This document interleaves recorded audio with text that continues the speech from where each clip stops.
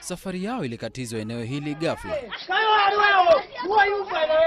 huzuni na butwaa zikichora nyuso zao. Walikuwa wakielekea Udhaya kutoka Nairobi kumzika mpenda wao. Maafisa wa polisi waliwazuia baada ya kupata maagizo kutoka mahakamani kutokana na mzozo wa kipande cha ardhi katika kijiji cha Kiruthi.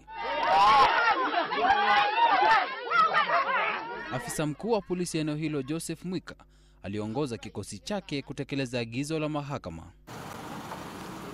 Mwenyekiti wa tume huru ya uchaguzi na mipaka Isaac Hassan amepinga madai kuwa alihusika katika sakata ya Chicken Gate, ambapo maafisa wa tume hiyo wanadaiwa kupokea hongo ya zaidi ya shilingi milioni 50 kutoka kwa kampuni moja ya Uingereza. Asilimia 59 wanafunzi waliofuzu kutoka vyuo vikuu katika kitivo cha uhandisi wamebainika kuhitimu kutoka katika taasisi zilizo na kibali cha kutoa mafunzo humu nchini.